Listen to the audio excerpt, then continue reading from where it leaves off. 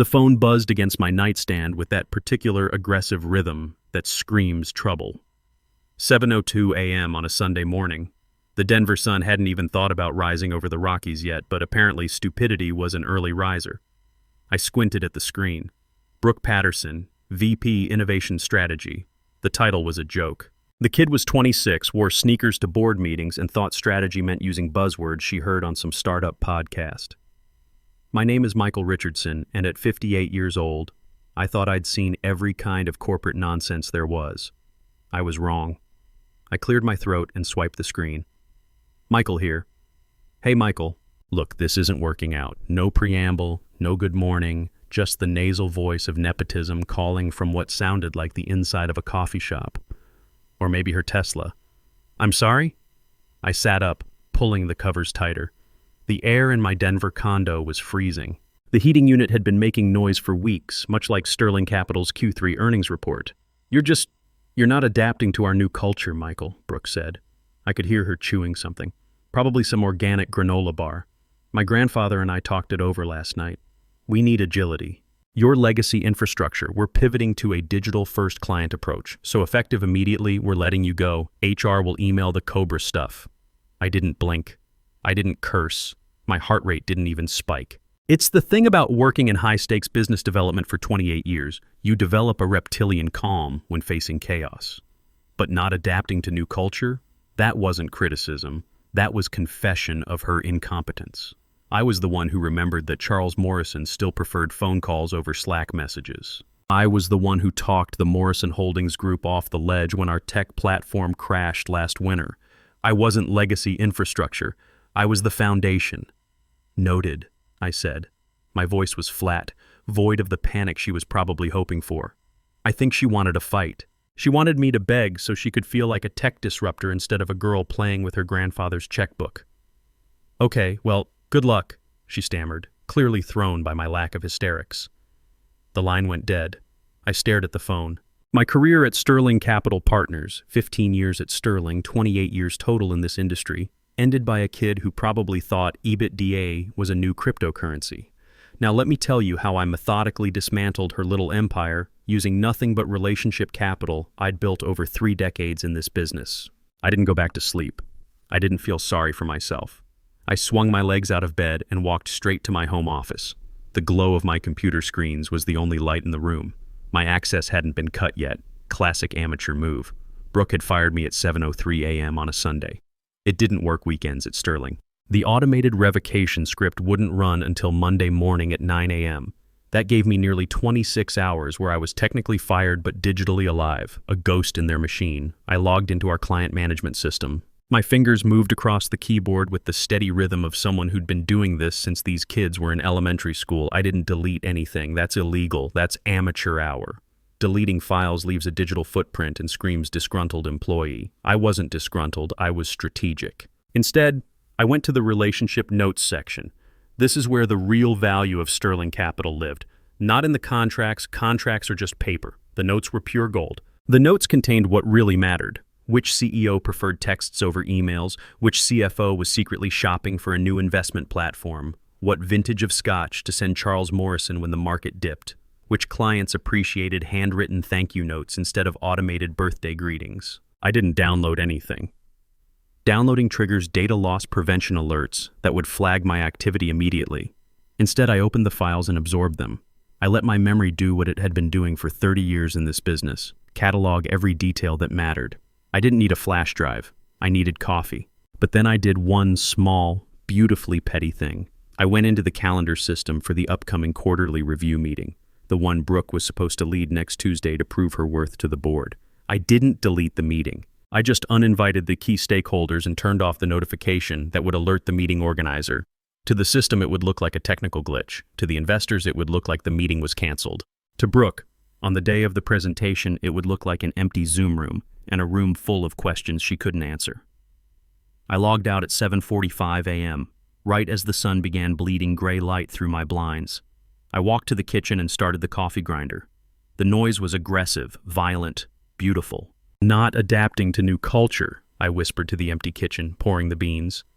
Brooke had made a catastrophic calculation error. She thought my value was stored in databases and spreadsheets. She thought the client relationships were entries that she could just hand over to some fresh MBA with a LinkedIn profile full of innovation buzzwords. She didn't realize that I wasn't just managing the relationships. I was the relationships. The trust, the institutional knowledge, the understanding of each client's quirks and preferences, all of that was tethered to me, not to Sterling's logo. She hadn't just fired a senior employee. She had severed the nervous system of the company. I took my first sip of coffee. It was hot, bitter, and tasted like justice. I had about 90 minutes before the rest of the business world woke up. Time enough to initiate the kind of strategic exit that would become a case study in business schools, as a warning about what happens when incompetence meets experience. This was going to be educational for everyone involved. By 8:30 a.m., I was standing in my backyard watching my yellow lab, Ranger, methodically investigate every corner of the fence line. The Colorado morning air was crisp and clean, carrying the scent of pine from the nearby mountains. Somewhere in the distance, I could hear the hum of delivery trucks starting their Sunday routes through my neighborhood. For the first time in 18 years, I wasn't mentally rehearsing my agenda for another Monday morning at Sterling.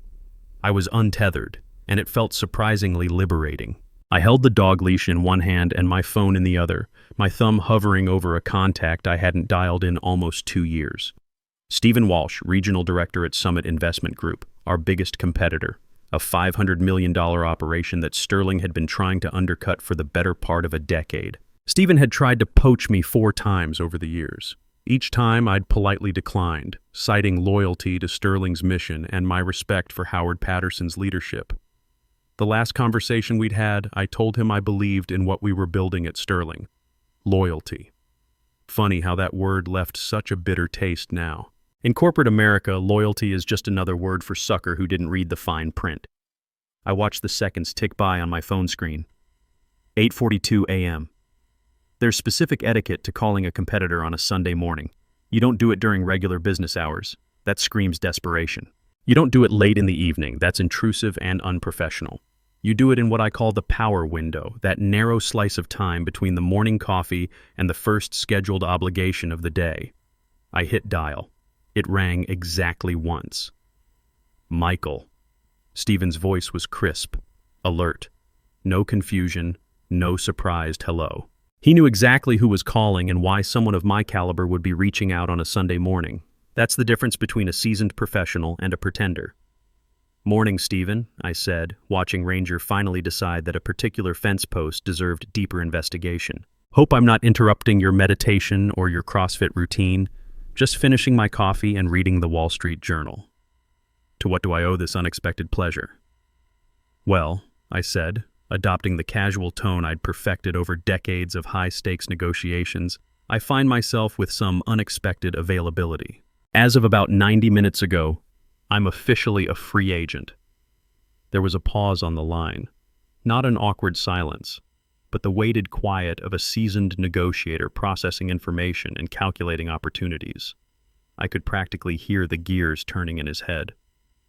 They fired you? Stephen asked, his voice dropping half an octave. Brooke Patterson did, I said, letting her name hang in the air like a bad smell.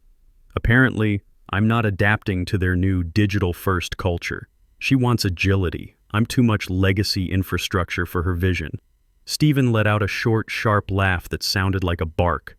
Digital-first culture? That's rich. That's what people say right before they drive the entire operation off a cliff because they fired the only person who actually understands how the business works. I'm not calling to vent about corporate politics, Stephen. Of course you're not. You're calling because you know that Sterling's entire Q1 strategy depends on maintaining 3 anchor relationships. Relationships that, if my intelligence is correct, exist primarily because of your personal rapport with those clients. God, it was refreshing to have a conversation with someone who understood how this industry actually functioned. I'm not confirming or denying anything specific, I said, keeping my language carefully neutral for legal reasons. I'm simply informing you that I'm currently exploring new opportunities. And my non-compete situation, I paused for calculated effect. Well, let's just say Sterling's HR department has been somewhat disorganized since they restructured 3 years ago. Documentation from my last promotion seems to have been misplaced during their office relocation. So you're completely free to operate, wide open for business. "What are you thinking in terms of compensation and title?" Stephen asked without a moment's hesitation. "No, let me check with my board or I'll need to run this by the partners. Just direct, decisive action. 15% bump over my current base senior VP designation, and I want complete autonomy over the Morrison Holdings relationship if they choose to transition their portfolio." "Done," Stephen said immediately. "I'll have a formal offer letter in your inbox within 10 minutes. When can you start?" "I can start this morning if you need me to." "Even better, I've got a strategic planning call scheduled for 10 a.m. with our senior team. I'll send you the Zoom link. Don't say anything initially. Just listen and observe. I want to see the expressions on my team's faces when they realize what just walked through our digital door." "Looking forward to it. See you in an hour, Michael. Welcome to Summit." I hung up the phone and checked my watch. 8:47 a.m. I had been officially unemployed for exactly 1 hour and 45 minutes. In that brief window, I had secured a promotion, a significant raise, and what would soon become a front-row seat to watch my former employer's carefully constructed world begin to unravel. I looked down at Ranger, who had finally completed his thorough security inspection of our backyard perimeter. "Good boy," I said, scratching behind his ears. "Let's go inside. Daddy needs to put on his game face." The real education was about to begin, and I had a feeling it was going to be memorable for everyone involved. Back in my condo, I felt the adrenaline starting to crystallize into something harder and more focused. I showered methodically, scrubbing away the residual irritation of Brooke's voice and her grandmother's betrayal. Then I put on what I call my armor, a navy blue suit that had seen me through dozens of successful negotiations, a crisp white shirt, and the silver cufflinks my daughter Sarah gave me last Christmas. I checked my personal email. True to his word, Stephen's offer letter was already there, time-stamped 8:54 a.m. No corporate bureaucracy, no committee reviews, just decisive leadership recognizing value when it walked through the door. I signed it digitally without hesitation. At exactly 9:15 a.m., my Sterling Company phone buzzed with an automated message. "Remote wipe initiated. Device will reset in 60 seconds." I watched 18 years of corporate communications disappear as the screen went black, then displayed the familiar Apple logo. They probably thought this digital lobotomy would somehow wound me, that erasing my company phone would erase the threat I represented. They fundamentally misunderstood what they were dealing with. I picked up my personal phone, the same device I'd just used to sign a contract with their biggest competitor, and opened LinkedIn. It was time to light the fuse. I didn't write some scathing expose or bitter tell-all post. That's amateur hour, divorced dad on Facebook energy. Corporate warfare is subtle. It's passive-aggressive precision weaponized into a perfectly professional status update. I crafted my message carefully. After 18 incredible years building relationships and driving growth at Sterling Capital Partners, I'm closing this chapter of my career. While I'll miss the exceptional teams I've had the privilege of working with, sometimes you outgrow an environment that can no longer support your vision for excellence. Excited to announce that I've accepted a senior VP position at Summit Investment Group, effective immediately. To my valued clients and industry colleagues, you know where to find me. Looking forward to building something extraordinary together. I hit publish and sat back to watch the dominoes fall. The response was immediate and more intense than I'd anticipated. Within 20 minutes, my post had generated more engagement than Sterling's last 3 product announcements combined. The business world in Denver is essentially a small town where everyone knows everyone else's business and everyone loves watching a train wreck, especially when the engineer is a 26-year-old with a trust fund and an MBA. The comments were a fascinating mix of generic congratulations and carefully coded messages from industry insiders who could smell blood in the water. "Huge loss for Sterling," wrote Patricia Mills, the CFO of a logistics company whose account I'd managed for 6 years. That wasn't just a polite farewell. It was a public shot across Sterling's bow.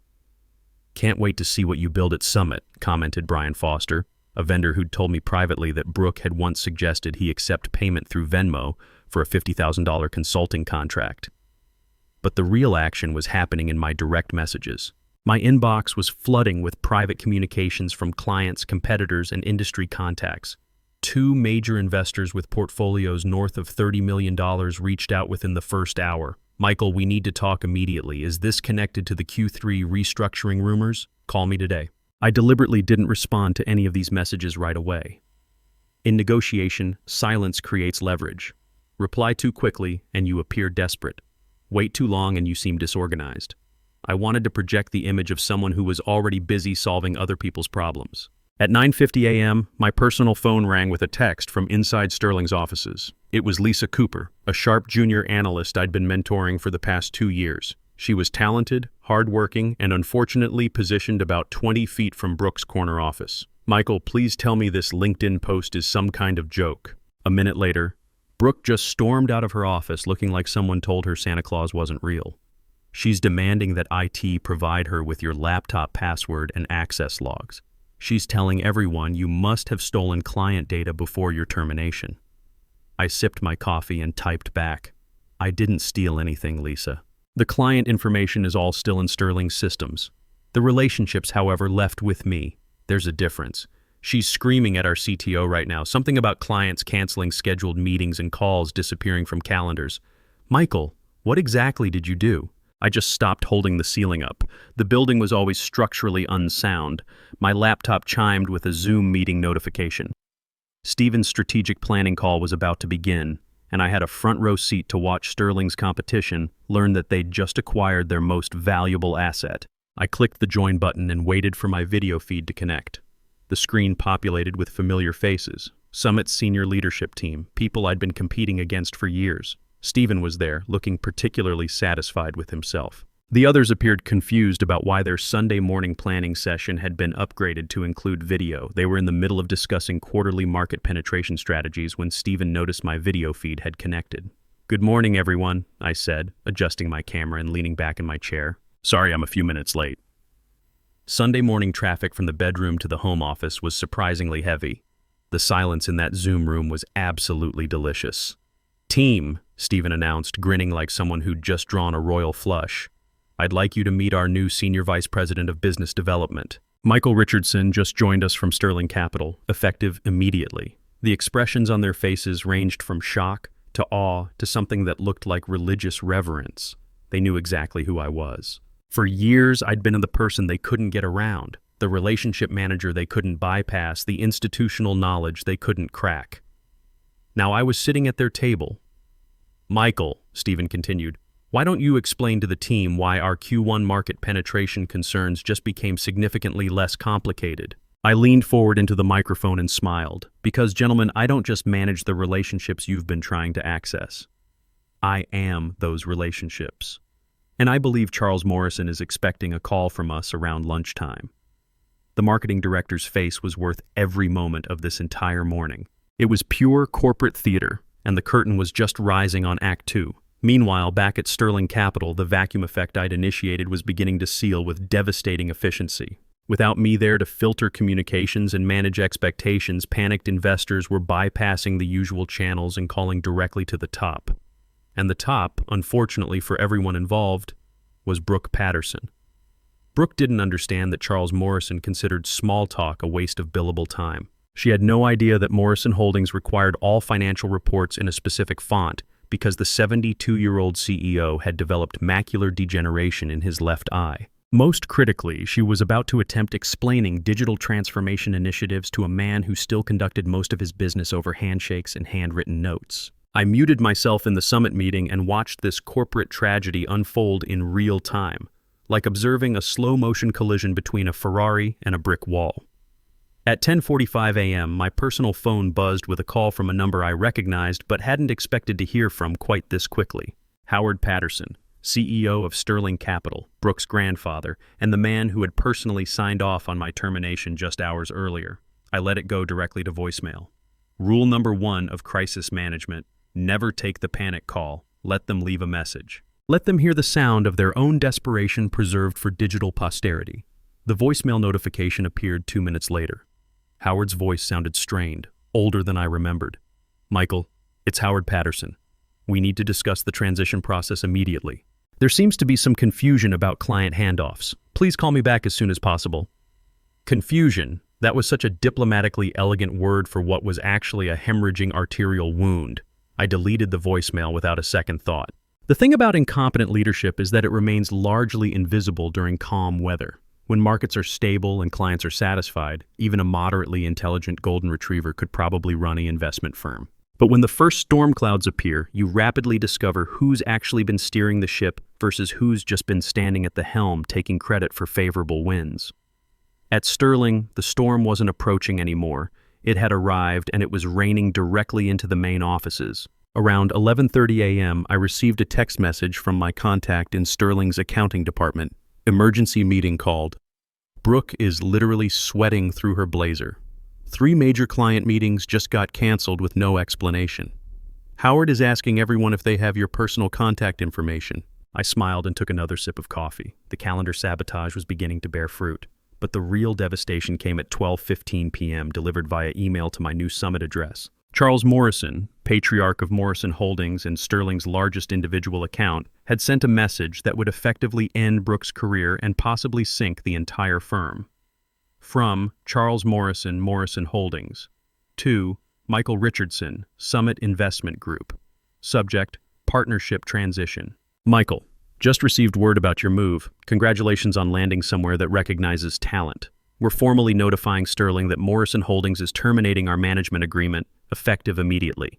Operational instability concerns. That's the diplomatic explanation for our board. Unofficially, your replacement called me Chuck in an email and suggested we circle back offline to ideate some synergistic solutions. I'm 72 years old, not 72 years stupid. Looking forward to discussing our transition to Summit. Charles Morrison.